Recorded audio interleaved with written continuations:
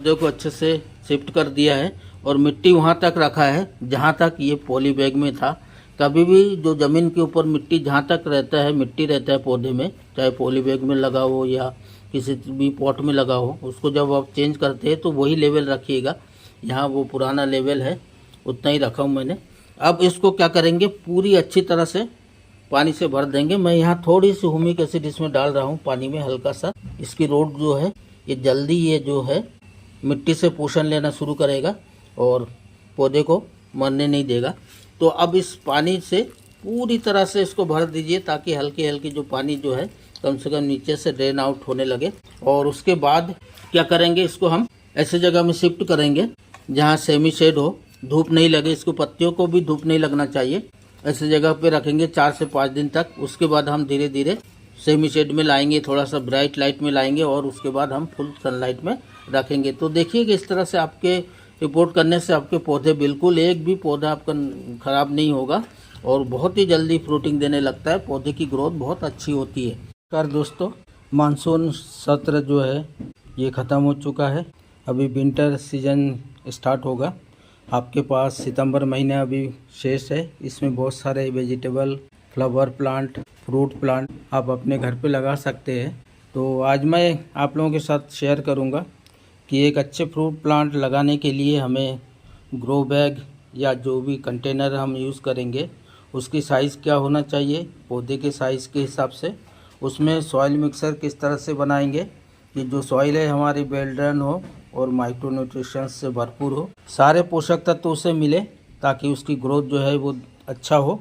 देखिए ये मैंने नागपुरी ऑरेंज का पौधा लाया हूँ। इसको ये मुझे नर्सरी में 150 रुपये में मिला है। इससे कुछ ज़्यादा ही मांग रहे थे तो कुछ कम किया है उन्होंने। पूरी वैरायटी है, उन्होंने गारंटी के साथ दिया है मुझे। पास संतरा का नहीं था, मेरे पास मौसम्बी आदि है। मैं आपके साथ शेयर करूँगा मेरे कौन से पौधे मैंने लगाए हैं, उसकी फ्रूटिंग भी हो रही है। ये मेरे पास एक देसी वैरायटी के अनार का पौधा है। इसमें जो अनार लगता है ये बहुत ही टेस्टी, इसके साइज़ भी अच्छा बड़ा होता है। तो आप अपने घर पे टेरेस पे अनार भी लगा सकते हैं। देसी का टेस्ट ही अलग होता है। ये पकने में है, कुछ दिन में ये पूरी तरह से पक जाएगा और इसकी दाने जो है बहुत बड़ी होती है, बहुत टेस्टी होता है। अमरूद के भी 2 प्लांट है जिसमें ये लगातार फ्रूटिंग और फ्लावरिंग हो रही है। ये देखिए, देख पा रहे हैं, और इसकी देखिए ये फ्लावरिंग भी हो रही है, फ्लावर भी आते जा रहा है और ये फ्रूट भी। ये दोनों पौधे में लगा है, यहाँ देख पा रहे हैं। ये दोनों पौधे में अमरूद लग रहे हैं। तो हाँ, नींबू वगैरह बहुत आ रही है, चीकू भी लग रहा है, देख पा रहे होंगे। यहाँ चीकू लगा हुआ है, ये भी चीकू लग रहा है, करेला वगैरह है। इसकी तैयारी के लिए हमें, अभी प्लांट बहुत छोटा है, 5-6 फीट इसकी हाइट है और इसकी ग्रोथ जो है नर्सरी में उतनी अच्छी। और मैंने इसको अभी 12 इंच का ग्रो बैग लिया है और जैसे जैसे ये थोड़ा बड़ा होगा तो उसको मैं बड़े ग्रो बैग दूंगा। आप भी जैसे जैसे बड़ा होता जाता है, 18 इंच का ग्रो बैग है ये, नेक्स्ट 1 साल के बाद इसको हम बड़े ग्रो बैग में देंगे। तो इस ग्रो बैग को मैंने गार्डन, जो पत्तियाँ हमें गार्डन या हमारे टेरेस गार्डन से जो निकलता है या हम जो कलेक्ट करके रखते हैं, इसमें 50% इसको फिल कर दिया मैं पहले से ही। तो इसकी हम सॉइल मिक्सर तैयार करते हैं।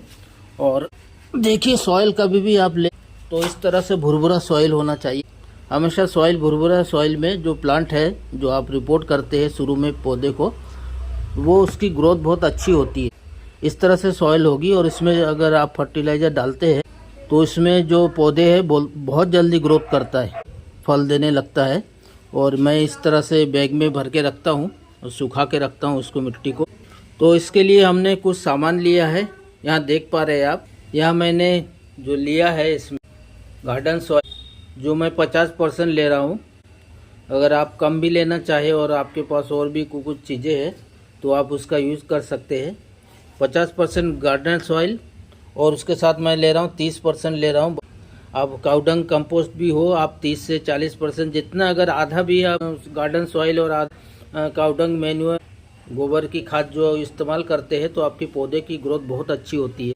समय के साथ साथ वो जो काउडंग है वो डाइल्यूट होता रहता है और पौधे को लंबे समय तक पोषण देता रहता है। तो यहाँ मैं 30% इसमें डाल दूंगा वर्मी कंपोस्ट। उसमें मिलाऊंगा मैं थोड़ा सा मात्रा में सैंड मिलाऊंगा बहुत कम मात्रा में 5% मिट्टी जो है ये वेल्डन बने, इसकी जो पोषक तत्व है वो सारी चीज़ें मिले। आपके पास अगर कोकोपीट है तो वो आप डाल सकते हैं। कोकोपीट जो है इसमें बहुत तरह के खनिज पदार्थ पाया जाता है, मैग्नीशियम वगैरह इसमें काफ़ी मात्रा में मिलता है, तो ये भी आप इसमें डाल सकते हैं। मानसून के बाद विंटर स्टार्ट हो जाएगा तो इसको कुछ नुकसान नहीं करेगा, और कम मात्रा में डालिए ताकि हमारी मिट्टी जो है ये पोरस बनी रहे। कोकोपीट ज़्यादा होने से जो पानी को होल्ड करके रखता है, पेड़ पौधे को नुकसान होता है, तो वो नहीं बनेगी वो स्थिति। कम मात्रा में डालिए कोकोपीट, जब भी कोकोपीट यूज़ करें तो कम मात्रा में उसकी यूज़ कर सकते हैं। यहाँ मैं थोड़ा सा इसमें राइस हस्क भी डाल रहा हूँ, ये समय समय के साथ साथ ये डाइल्यूट होता जाएगा। और चूँकि मैंने ये आप देख पा रहे हैं ये मैं ताज़ा नहीं है, इसको मैंने एक बोरी में रख के पानी ऊपर से डाल के रखा था, जिससे ये थोड़ी आधी जो है ये डाइल्यूट हो चुका है, तो ये पौधे के लिए बहुत अच्छा काम करेगा। आप सीधा राइस हस्क ला के सीधे मत डालिए, उसको किसी बोरी में रख के जिस तरह से कंपोस्ट बनाया जाता है उस तरह से इसको पानी छिटक के रख दीजिए, और कुछ दिन के बाद देखिएगा ये इस तरह से हो जाएगा, ये धीरे धीरे कंपोस्ट बन जाएगा ये। और ये हमारे पौधे के लिए बहुत ही अच्छा है, बहुत सारे तरह के माइक्रो न्यूट्रिशंस इसमें मिलता है, सारे पोषक तत्व इससे हमें प्राप्त हो जाता है। तो ये हमने 4 चीज़ें डाल दिया है, इसको अच्छे से मिला लेते हैं। मिलाने के बाद कौन कौन से कंपोस्ट मैं इसमें डालूंगा, कौन कौन से फर्टिलाइज़र डालूंगा, वो मैं आपके साथ शेयर करूंगा। यहाँ मैंने 5 सामग्री जो है वो अच्छे से मिक्स कर लिया, garden soil, cocopeat, river sand, vermicompost और राइस। और हमने इसमें ऑलरेडी जो पत्तियाँ है गार्डन से इकट्ठा किया उसको डाल दिया है। आपके पास नीम की पत्तियाँ भी है तो वो डाल सकते हैं। देखिए मेरे पास नीम की पत्तियाँ यहाँ रखा हुआ है, मैंने कलेक्ट करके रखा था। गर्मी में बहुत मात्रा में नीम की पत्तियाँ मिल जाती है, अगर आप उसको कलेक्ट करके रखेंगे तो नीम की पत्तियाँ भी देंगे तो आपके जो पौधे हैं उसमें किसी तरह फंगस बैक्टीरिया नहीं लगता है। और इसमें भी NPK की मात्रा बहुत अच्छा होता है, तो आप अगर कलेक्ट करके रखे हैं, मैं तो कलेक्ट कर समर सीजन होता है उसमें ये पत्तियाँ भी कलेक्ट कर लेता हूँ, और जो नीम की पत्तियाँ है इसको भी कलेक्ट करके सुखा के उसको रख लेते, तो ये दोनों चीज़ें बहुत अच्छा काम करता है। अब हम इसमें फर्टिलाइज़र डालेंगे। देखिए इस फर्टिलाइज़र में सबसे पहले मैं यूज़ करूँगा, सबसे पहले मैं यहाँ यूज़ कर रहा हूँ वुडन, जो बोला जाता है राख हमेशा थोड़ा सा पुराना लीजिएगा, 1-2 महीने पुराना कर, जहाँ भी लकड़ी जलता है या कहीं से भी आप इकट्ठे करते हैं या आप घर पे बनाते हैं तो तुरंत मत उसको डालिएगा। 2-3 महीने पुराना जो राख होता है उसमें उसकी जो चूने की मात्रा होती है वो कम हो जाता है, तो आपके पेड़ पौधे को जलाता नहीं है, और इसमें बहुत सारे न्यूट्रिशंस मिलता है पौधे को, कई तरह के खनिज पदार्थ इससे मिल जाता है पौधे को। इसमें मैं डालूँगा, देखिए इसमें मैं इसके बाद इसमें डालूँगा ट्राइकोडर्मा। ये ट्राइकोडर्मा जो ये ऑर्गेनिक जैविक कवक जिसे हम कहते हैं, ऑर्गेनिक फंगिसाइड, और जो इसमें मिट्टी में पुराने कवक होता है उसको ख़त्म करता है और अपना शुष्क जैविक कवक तैयार करता है, जो हमारे मिट्टी के लिए, हमारे पौधे के लिए अच्छा होता है। देखिए हम अक्सर देखते हैं कि लोग फंगिसाइड के रूप साफ फंगिसाइड के यूज़ करते हैं, ये केमिकल होता है, और केमिकल जो है हमारे जो मिट्टी में पहले से अगर ट्राइकोडर्मा नहीं भी डाले होते तो उस मिट्टी में हमें छोटे छोटे कवक रहता है, मिट्टी में ही रहता है, जो हमारे मिट्टी को उर्वरक बना के रखता है, पूरज बना के पोषक तत्व से भरपूर बना के रखता है। और उसको हम जब ये साफ फंगिसाइड डालते हैं, केमिकल डालते हैं, तो उसको नष्ट कर देता है। इधर आप ऑर्गेनिक खेती कर रहे हैं और ऑर्गेनिक फसल उत्पादन कर रहे हैं, ऑर्गेनिक वेजिटेबल खा रहे हैं, और आप मिट्टी केमिकल डाल के मिट्टी की जो जीवाणु है उसको ख़त्म कर रहे हैं, तो इसकी उपयोग मत कीजिए। ये जब पौधे को बचाना होगा या डाई बैग वगैरह होता है तो उस समय में इसकी पेस्ट का यूज़ कीजिएगा। यहाँ देखिए मैं चूँकि मैं पहली बार पौधे को रिपोर्ट कर रहा हूँ, इसके लिए मैं लूँगा थोड़ी सी मात्रा में ह्यूमिक एसिड, फुल्विक एसिड।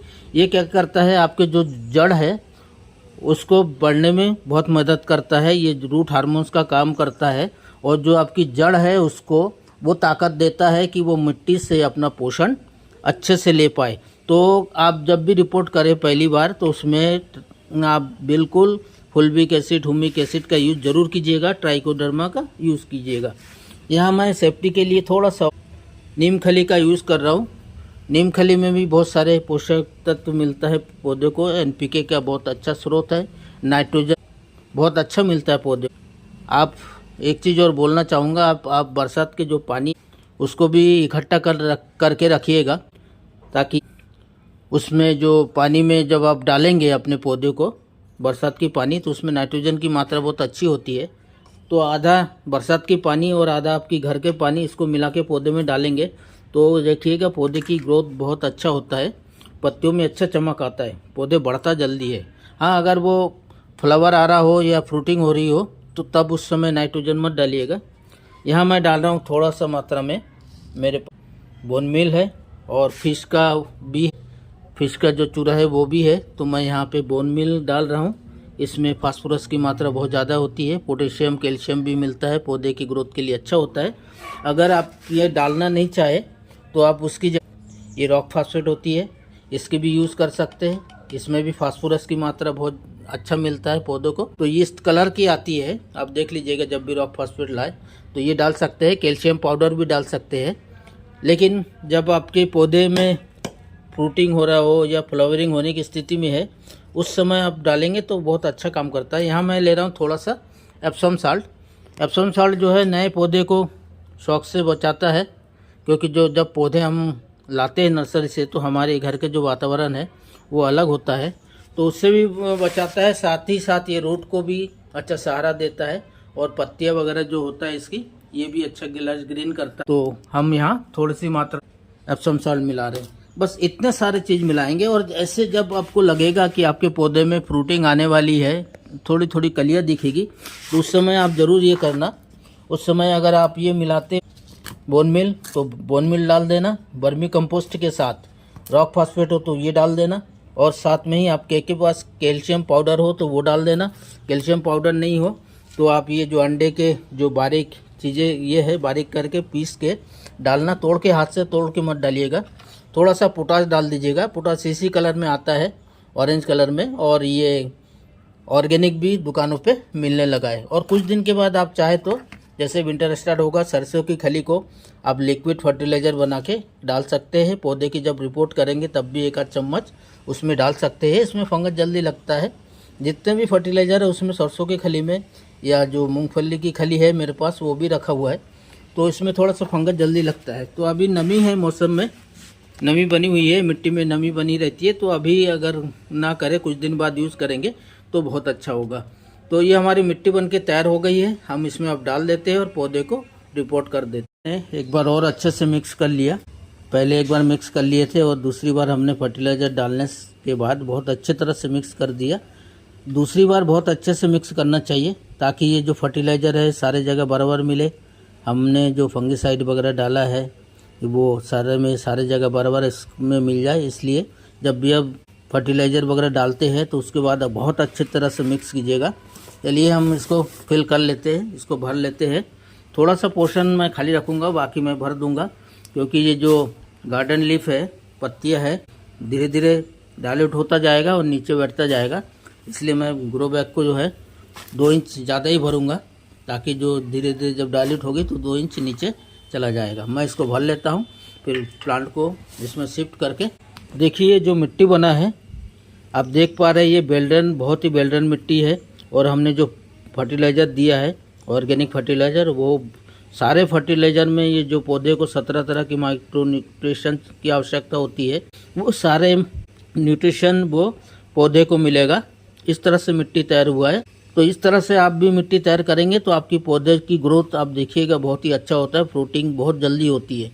मिट्टी भरने के बाद अब इसको नाप के देख लीजिएगा, जो हमारा पौधा है ये 1 इंच ही खाली रहे, अपने जो ग्रो बैग से है 1 इंच खाली रखा मैंने, और जब ये धीरे धीरे डाइल्यूट होगा पत्तियाँ तो 1 इंच और नीचे चली जाएगी, तो बराबर आ जाएगा उसमें। अब मैं इसको निकालूंगा। जब इसको आप निकालते हैं तो दोनों तरफ से काटिएगा, इस तरह से भी काटिए, इस तरह से भी काटिए, ताकि आपकी जो रूट्स है वो एक भी डैमेज नहीं हो। कई बार क्या है इसके साथ चिपक जाता है और खींचने के बाद वो रूट डैमेज हो जाता है, इसलिए अच्छे से दोनों साइड में काटिए इसको। देखिए जो मिट्टी है ये काली मिट्टी है और काफ़ी हार्ड दिख रहा है, लेकिन हम फिर भी इसको रूट को जो डैमेज नहीं करेंगे, इसको तोड़ने की कोशिश नहीं करेंगे। ये क्या होगा, जब हम 1 महीने के बाद इसमें फर्टिलाइज़र देंगे तो इसको अच्छे से गुड़ाई कर देंगे, इसको हल्का हल्का तोड़ देंगे तो ये मिट्टी से जड़ जो आसानी से निकल जाएगी। वैसे में निकल रही है जड़, साइड साइड से दिख रहा है आपको, तो ये इसमें कोई परेशानी नहीं है। अगर लाल मिट्टी है तो उसको बिल्कुल हटा दीजिए। अब हम क्या ऊपर से देखेंगे, इसको सेंटर में देखने के लिए ऊपर से देखना पड़ता है, तब वो अच्छे से सेट होता है, समझ में आता है कि सेंटर में है। इसमें मिट्टी चारों ओर भर देंगे। जब भी हम मिट्टी डालते हैं ना तो एक बात की ध्यान रखिएगा कि इसमें कोई पत्थर, कंकड़ पत्थर, कांच के टुकड़े, प्लास्टिक नहीं हो। और इस तरह से बड़े बड़े अगर दाने भी ये निकल जाते हैं मिट्टी के तो उसको भी अच्छा इसको थोड़ा सा हाथ से कर दीजिएगा, क्योंकि उसमें कई बार पत्थर रहता है, कांच के टुकड़े भी रहता है, तो हल्के हाथ से कीजिएगा। कांच के टुकड़े तो अलग समझ में आ जाएगा आपको। पौधे को अच्छे से शिफ्ट कर दिया है और मिट्टी वहाँ तक रखा है जहाँ तक ये पॉली बैग में था। कभी भी जो ज़मीन के ऊपर मिट्टी जहाँ तक रहता है, मिट्टी रहता है पौधे में, चाहे पॉली बैग में लगा हो या किसी भी पॉट में लगा हो, उसको जब आप चेंज करते हैं तो वही लेवल रखिएगा। यहाँ वो पुराना लेवल है, उतना ही रखा हूँ मैंने। अब इसको क्या करेंगे, पूरी अच्छी तरह से पानी से भर देंगे। मैं यहाँ थोड़ी सी ह्यूमिक एसिड इसमें डाल रहा हूँ पानी में, हल्का सा। इसकी रोट जो है ये जल्दी ये जो है मिट्टी से पोषण लेना शुरू करेगा और पौधे को मरने नहीं देगा। तो अब इस पानी से पूरी तरह से इसको भर दीजिए ताकि हल्की हल्की जो पानी जो है कम से कम नीचे से ड्रेन आउट होने लगे।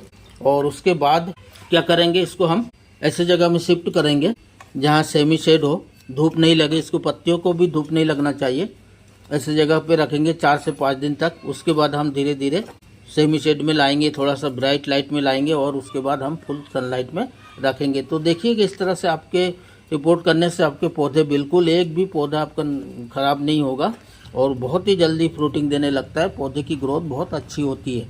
और आप चाहे तो पौधे में हल्की हल्की बीच में थोड़े से नीम ऑयल से स्प्रे जरूर कर दीजिएगा। उससे क्या होगा, इसमें कोई भी बैक्टीरिया, फंगस वगैरह लगा होगा तो वो हट जाएगा। और यहाँ से जो आपको ये सब दिख रहा है, यहाँ से नए नए जो बेसल सूट है ना वो निकलेगा। नीम ऑयल से ज़रूर बीच में स्प्रे जरूर कर दीजिएगा। तो थैंक यू आप सभी को यहाँ तक बने रहने के लिए।